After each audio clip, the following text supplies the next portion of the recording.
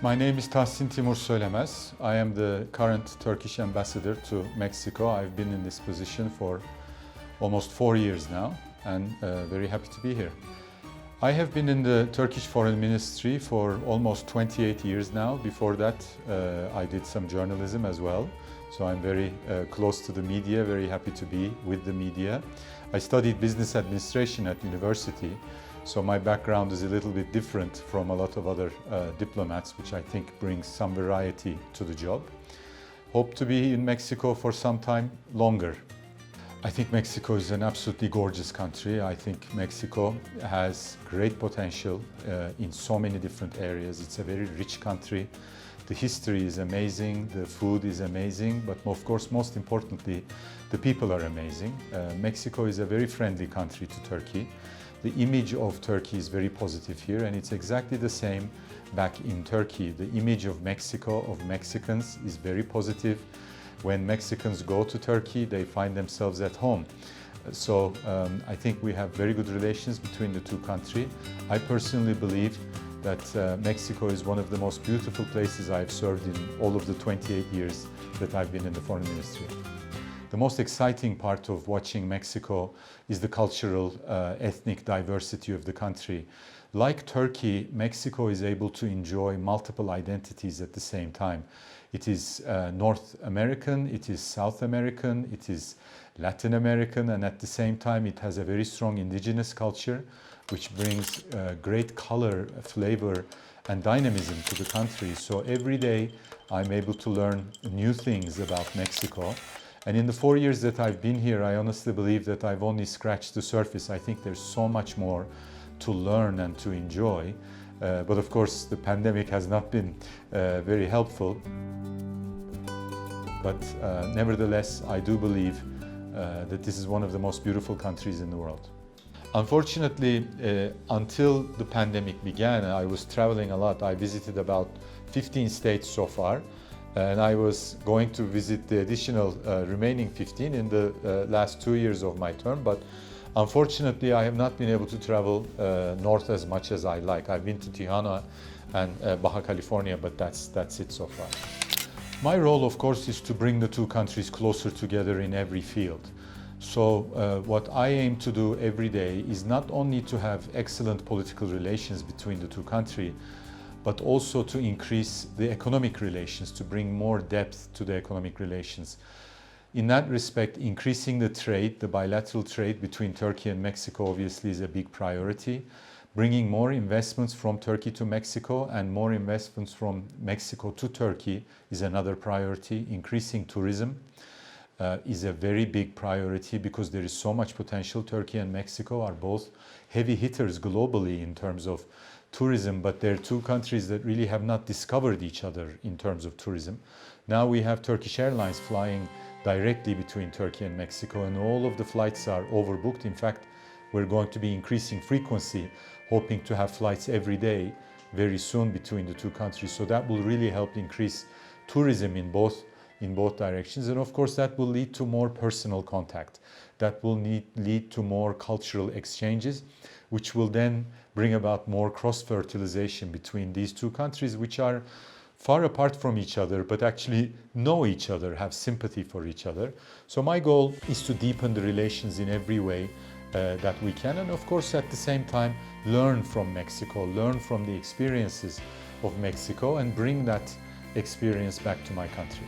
Well, of course there are many ways to promote Turkey here. I am the biggest promoter of Turkey. One of the things that of course we did after my arrival is begin Turkish Airlines flights. That created a lot of information, a lot of promotion in Mexico about Turkey. The second thing that I'm happy to say that I have not done myself, but is really helping with cultural promotion here, is the Turkish TV series. Dün bir kızla tanıştım. Adı Mahur. Fabrikada fotoğraf çekerken başını belaya koydu.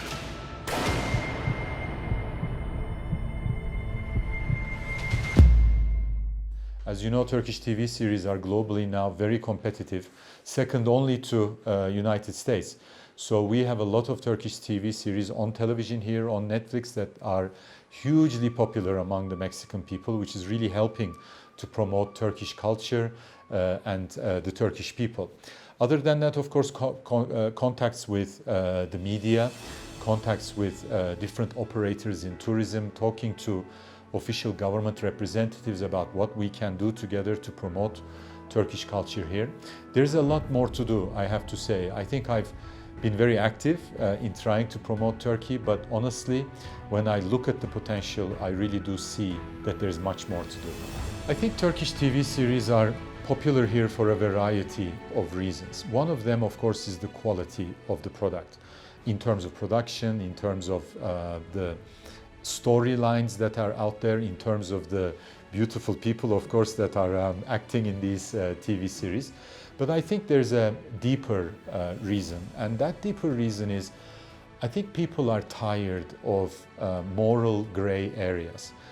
Turkish TV series have gone back to basics. They are storylines where there is good people, there are bad people, there are romances, and these stories develop over time, but there are no crossing over. So the good guy does not ever become the bad guy. If the good guy makes a mistake, he owns up to the mistake, apologizes, or she apologizes, and then moves on. And the bad guy is always the bad guy. So when people are watching these TV series, they can aspire to what they're watching to. They are not looking to find the difficulties that they have every day in their real life. They're looking to find moral clarity, which I think is what these TV series are also providing. So I think, in a nutshell, back to basics is the key to the success of the Turkish series. The Turkish population in Mexico is very small, about 1,500 people at most, mostly in Mexico City, but also in Quintana Roo, dealing with tourism. But the numbers, of course, are very small in terms of the community. We are trying to, as the embassy,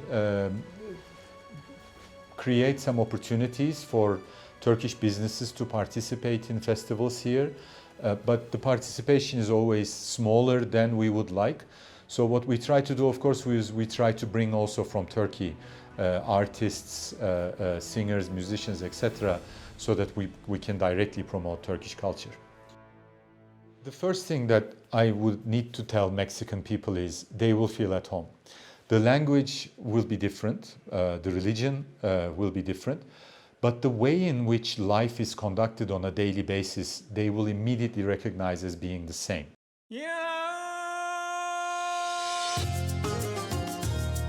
Turkish people are very similar to Mexican people. Family life is very important. Eating together is very important. Music is very important. History and religion, of course, are very important. So there are a lot of social commonalities between Turkish people and Mexican people. And I hear this all the time from Mexican people who come back from Turkey. They say, we don't understand the language, but we feel immediately at home. So the cultural and social similarities are striking. Of course, the religion and the language are different, but these are not insurmountable because, like Mexicans also, Turkish people are very hospitable. They are known for their hospitality. So when you are visiting Turkey, everybody will be opening their doors to you, everybody will be opening their stores or restaurants to you, and they will welcome you with an open heart. And even if you don't speak the language, you will find a way to communicate. So in that respect, it's a very easy place to visit because you will immediately feel very welcome. Of course, like Mexico, the historical depth is there. This is a geography which is known to be the cradle of civilizations, and all of those civilizations that coexisted still coexist in Turkey. So while a majority of the people are Muslim in Turkey, there is, of course, religious minorities that still exist and thrive in Turkey, and all of the history of Christianity, of Judaism, etc., they're all there to be enjoyed in Turkey as well, including, of course, pre-Christianity that we're talking about, Roman civilization, and also pre-Roman civilizations. All of the ruins are there, the archaeological sites are there to be seen and enjoyed. Well, of course, Istanbul is the jewel in the crown. So Mexicans mostly start off in Istanbul. And then from Istanbul, traditionally, they go through Ankara, the capital, to Cappadocia. Cappadocia is an incredibly beautiful place with natural formations. It was one of the places where some scenes in Star Wars was shot. And of course, from a religious perspective also, it's very important because there was a lot of Christians that passed through there and created dwellings for themselves. And then from there, traditionally, they will either go south to the beach, to Antalya, or they will go back west to Pamukkale, which is similar to the place near Oaxaca.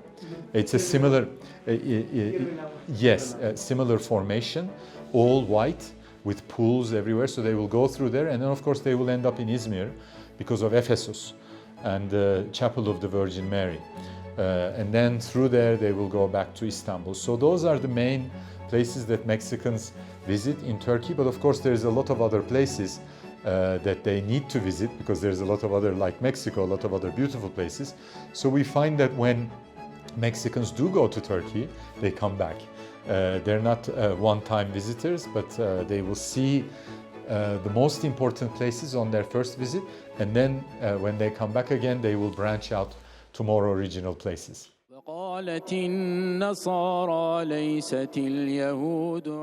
A Friday prayer not seen or heard in over 8 decades. Of course, Turkey is predominantly a Muslim majority country, but of course we have a Jewish community, we have an Armenian community, we have other Christian denominations living in Turkey in different cities, of course not only in Istanbul but Izmir and other places. And this is a geography which has a history of coexistence.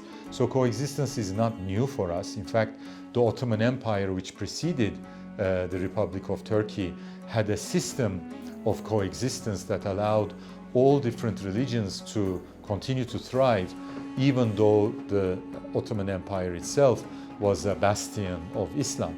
So peaceful coexistence among religions has been a practice that existed in these lands for thousands of years and continues to do so without any problems.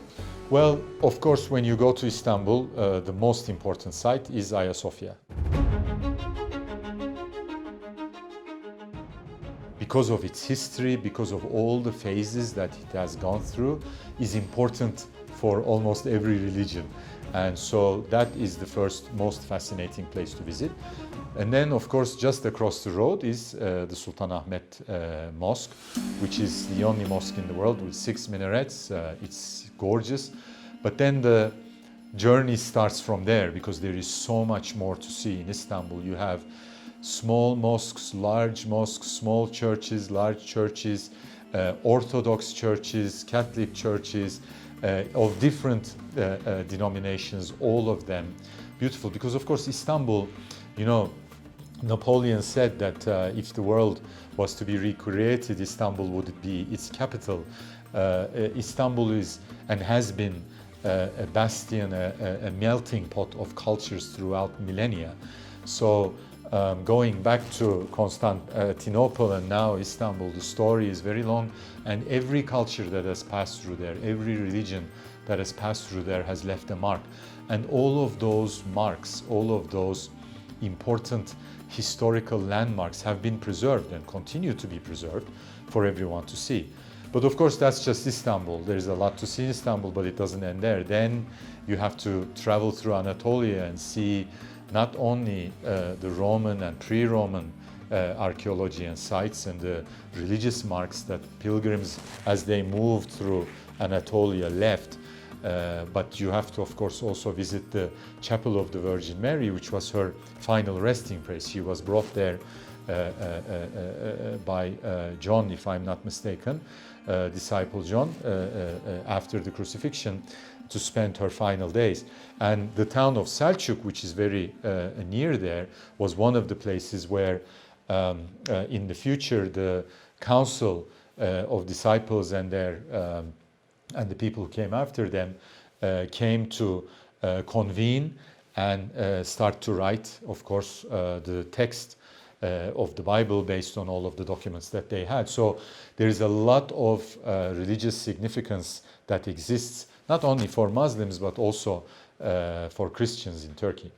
Tell us about the gastronomy. Well, the gastronomy is amazing. What can I say? I miss it personally here. The gastronomy is influenced in Turkey by many different dynamics from the region.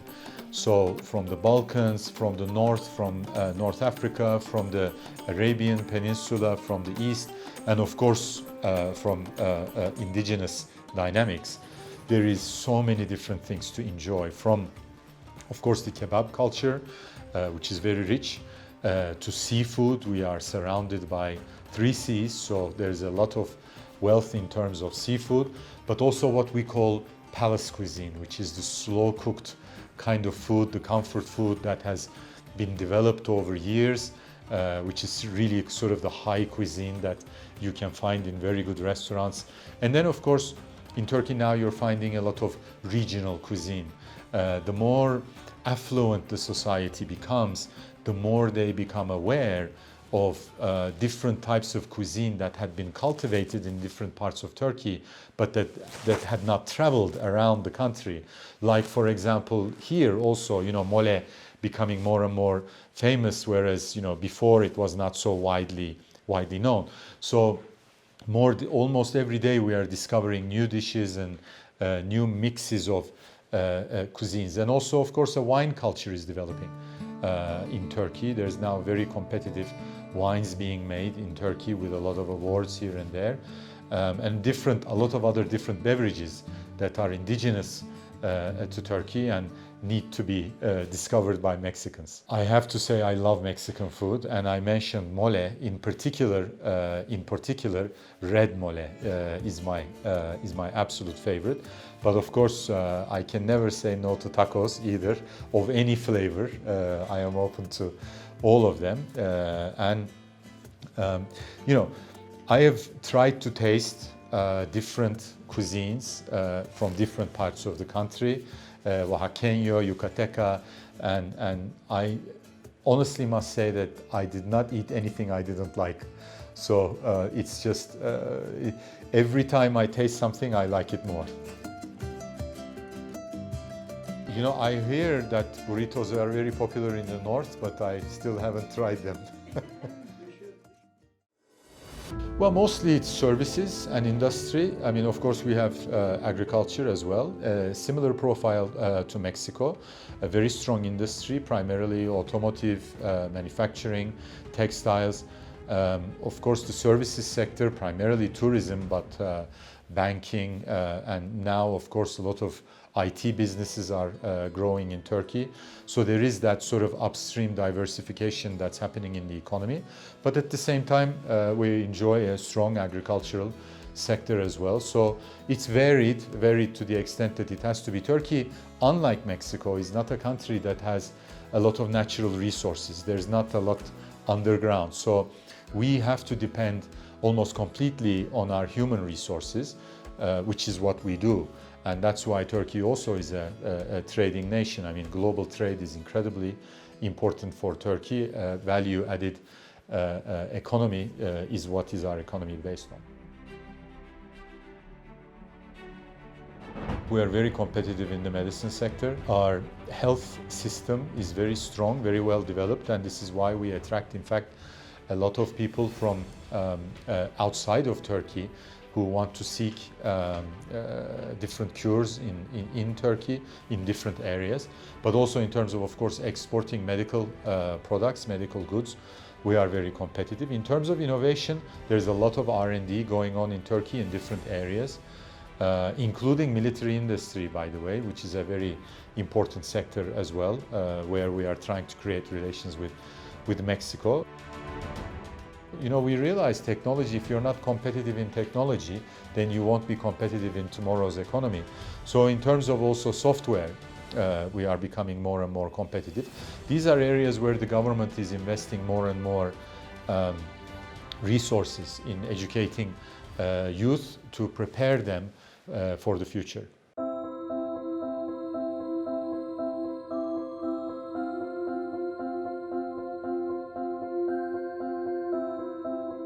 Is it safe to visit Turkey? It's absolutely safe. There is no problem in Turkey at the moment. If you look at the last 3 or 4 years, we have not had any disturbances, any problems. Before that, because of the war in Syria in the south and the difficulties in Iraq, we have had some problems, but all of those problems have been overcome. What we have done essentially, let me explain, is we have created a buffer across the border in the south. And by virtue of that buffer, we are preventing any of these, let's say, problematic people from crossing the border. So you have not, in the news, I mean, this is all open information, you have not seen any information, and you will not see any information of any difficulties in Turkey, whether in terms of terrorist attacks or any other disturbances, any other sort of public disturbances. Turkey is completely safe to visit, and this is why in 2019, before the pandemic struck, 50 million people visited Turkey. I mean, this is a record number, 6th largest, I think, in the world. So, I mean, you don't have to take my word for it. You can ask the people who actually go. They don't have any problems whatsoever. We are taking, I mean, the government is taking every precaution anyway.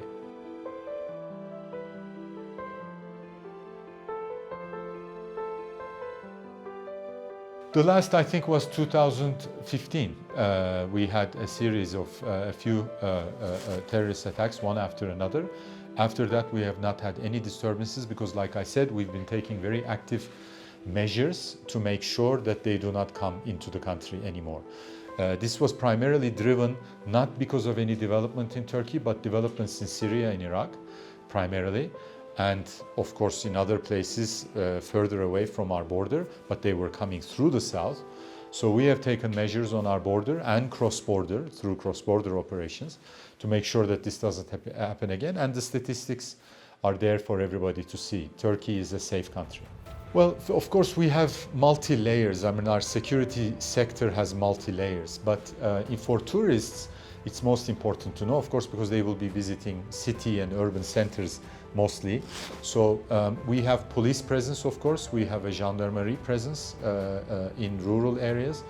And we have also tourism police in areas that are more frequented by tourists. So we have multi-layers of protection for tourism, for tourists, but they will not feel that presence. They will not see it. It's not very much visible, but it's very strong and there, and all these sites are very well protected. So there is really nothing to be concerned about. In terms of COVID, what you have to do before going to Turkey is A, you need to be able to prove that you are vaccinated. If you prove you're vaccinated, then you don't need a test. If you do not have proof of vaccination, then 72 hours in advance you need to get a PCR, or 48 hours in advance antigen test. One or the other is fine. Or if you've had COVID in the past, then you need to prove that you had it and that you recovered from it. So any one of those documentation will be enough to board the plane to go to Turkey and then enter Turkey without any problems. And of course, if you do have any problems in Turkey, then you will be treated locally as well. We have the infrastructure for that. Again, thank you very much. It's my pleasure. Thank you for coming.